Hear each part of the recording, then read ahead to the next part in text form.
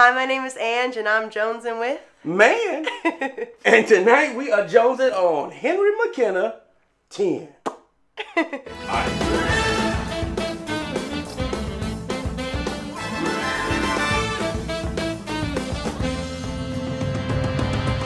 I know everybody's wondering why I got two bottles. I'll explain in a moment. But let me say, Ange, first, thank you for joining. Of course.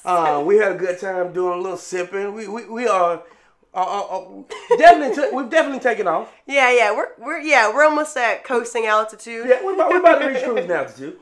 So this is Henry McKenna. I happen to know that you're a whiskey drinker. Yes. So you have a real appreciation for whiskey. Yes. So I wanted to find something that we could drink that was a really good whiskey, but maybe wasn't like shooting the moon. We've had some shooting the moon expensive ones, but yeah. This is Henry McKenna. This is the 10-year. Henry McKenna, the funny story is he was actually, if I'm not mistaken, Irish, which is a little different for a bourbon. But he brought some of the skills that he had learned over and decided to start producing a whiskey. It explains the McKenna, like the McKenna, yeah, the McKenna. Yeah. So this is a single barrel also, which means that this is the reason why I've got two bottles. As you can tell, we've sampled this one a little bit, and I know this one is good. So that's the reason why I really want us to try this one. And if we get into it and we want to open the other one, we can open the other one too. Pop bottles. This is 6867. That's the barrel number, and it was barreled on 2009. This one was also barreled in 2009. So pretty old ones there. It's also what they call bottled in bond. So the thing around bottled in bond, it really stemmed from back in Prohibition days, and what was happening is when we started producing whiskey again, they were counterfeiting it. So people would get whiskey and it'd be what they call rock good, people going blind. And what they were doing was copying the label and what was inside and really just trying to get over on people, pretending to be another whiskey. Was that like the moonshine thing where they were putting too much alcohol and it was making people go, okay, yes. I thought so. Not doing the process the way that it should be and just adding, like they even talk about like for adding color, they would add like tobacco chew.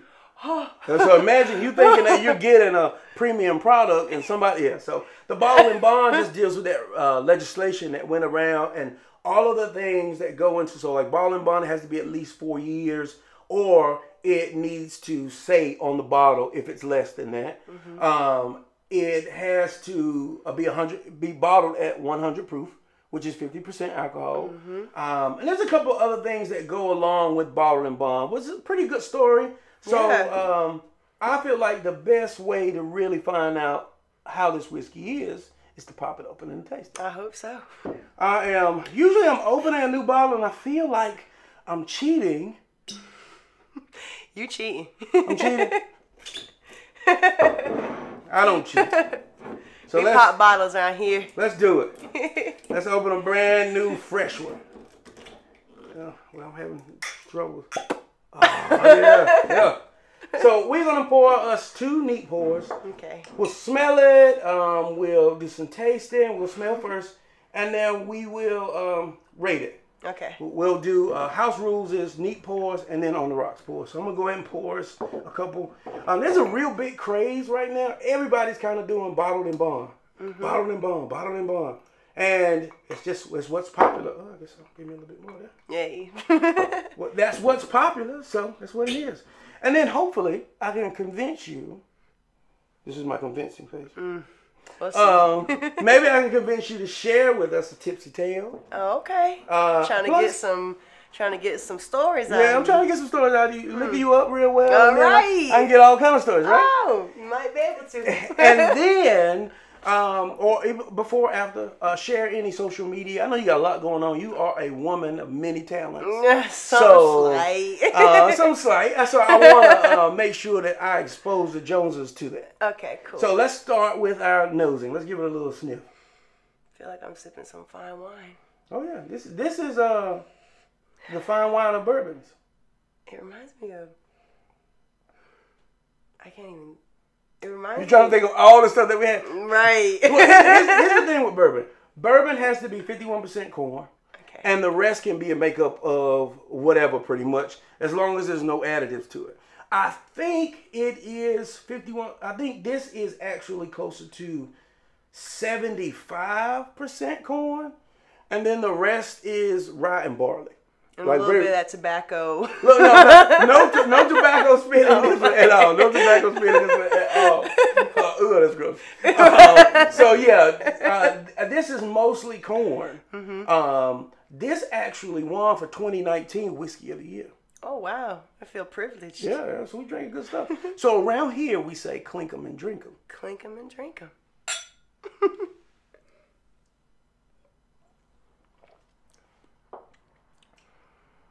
Whew. Tells a fresh bottle. Yeah. Got a little heat, a little peppery. Yeah. 50 is going to be a little bit higher. I know we talked about, and I didn't tell the Joneses. So we'll give you a little chance to clear your sinuses. I got sinus problems, about to knock my sinuses. I guess square it away. Typically on the whiskeys, what is your go-to whiskey? I like Jack Daniels. Definitely my go-to. Okay. So I think Jack is normally, if I'm not mistaken, I think Jack's 40.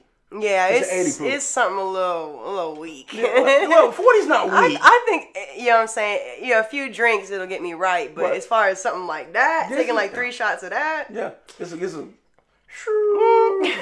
and gentlemen, you are now free to right? Yeah, right. So, first initial reaction though, was that good? Was that bad? It was a little hot, a little peppery, I'm not.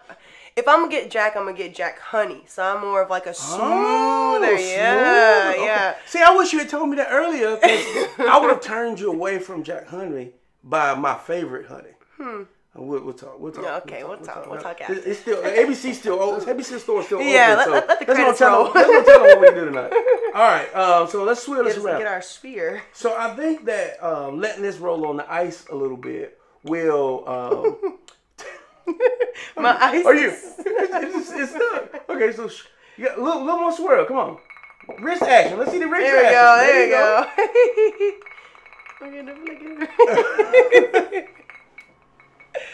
I think this will give you a feel for tape. Well, I'm not gonna tell you. So smell it. Still smell it a little bit. Still. Yeah, it don't smell as bad. But you can still smell it. Yeah.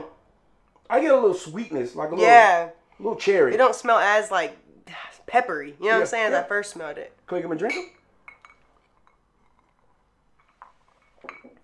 'em. Much better. Yeah. It don't have as much heat. Yeah. That's how I feel. Yeah, it's true. It takes the heat away. Yeah. And it really kind of you get the sweetness of the corn. Yeah. Like it don't hit me in my chest with like a rocket. Like nice little burn. Yeah. Yeah.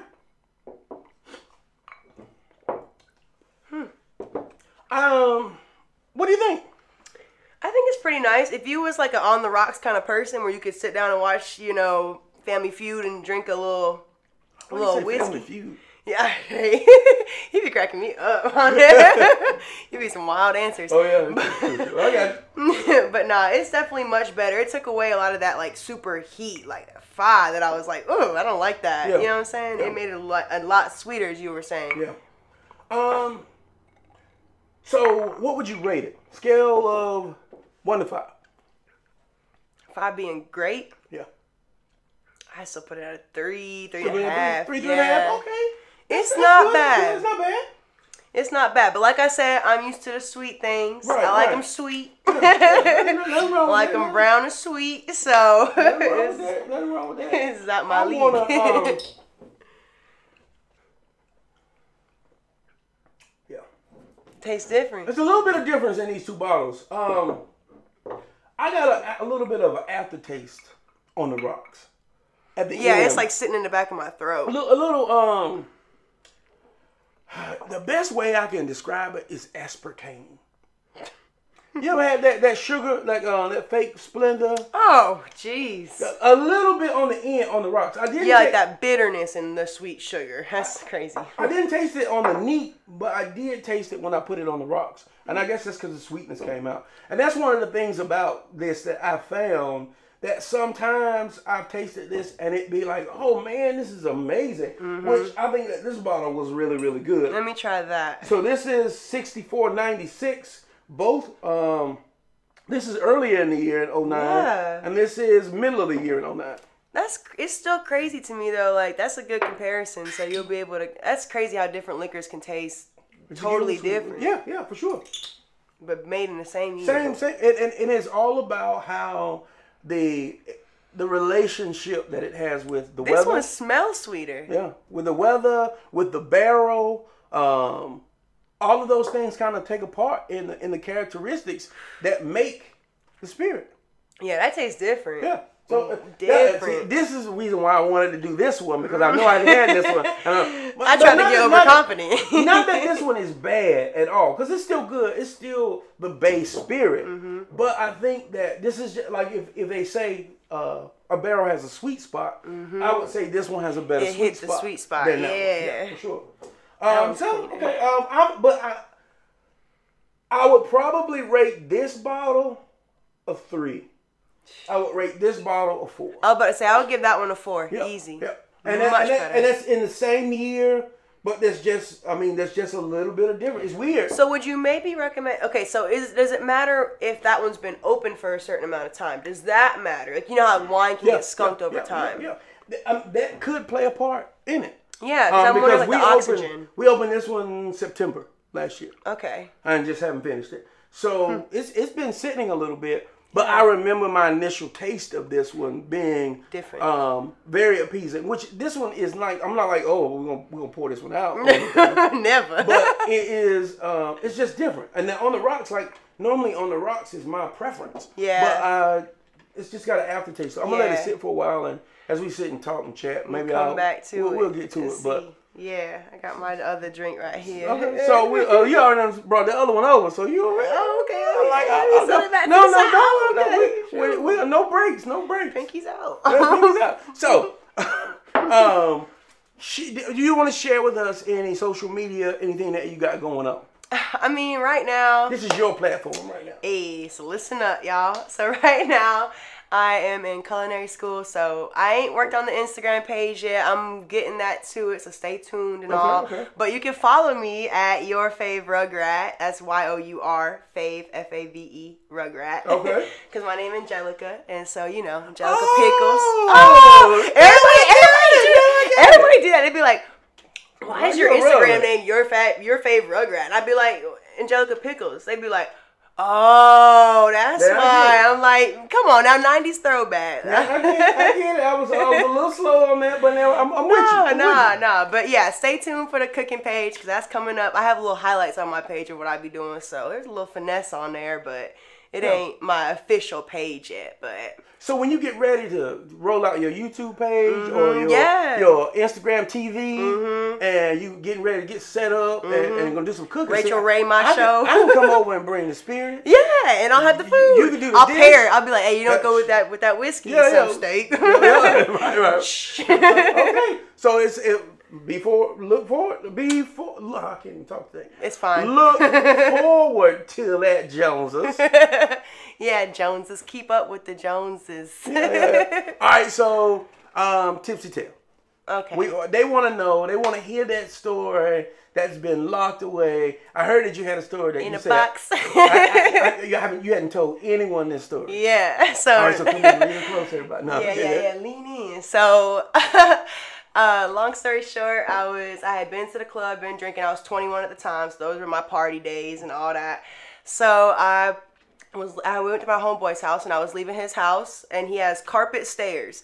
So I'm on the second floor. He has like a little like upper level bar type of little mini bar. I'm walking down the stairs, and I hit about like the second from the top. And I was wearing socks. Oh, yeah. So my drunk self, I went ice skating, boy. I was literally like downhill skiing, like my heels hit every staircase, and I landed on my butt and my back, and I just looked up at this dude, and I was like, yo, my fault. Like, I am way too, like, let's cut me off now. Cut you off. Yeah, it's something about carpet and stairs, just stairs in general. Carpet, socks, and alcohol, and stairs. Once you get, and there's no way to stop that momentum. No, it literally was kinetic energy. Said, I saw my feet in the air, and then it was just like my butt was like just rolled it all the way down. It's all the like, you know, when you were a kid and you start playing on the stairs. Yeah, it was like that, but not on purpose. yeah. I get it. Most embarrassing moment of my life, because old dude was kind of cute too. Like, so you had a little playing a little bit. Oh, it was like the worst. He felt sorry for you. That's he was like, "You okay?" I'm like, "What else do I say? Like, I need to go home. Like, call me an Uber." Like, well, I guess. I shot my shot and it just went flat. It just packed my thing against the backboard. All right. So off that, it's very good. Thank you for sharing. Of course. And as always, feel free, everybody, subscribe.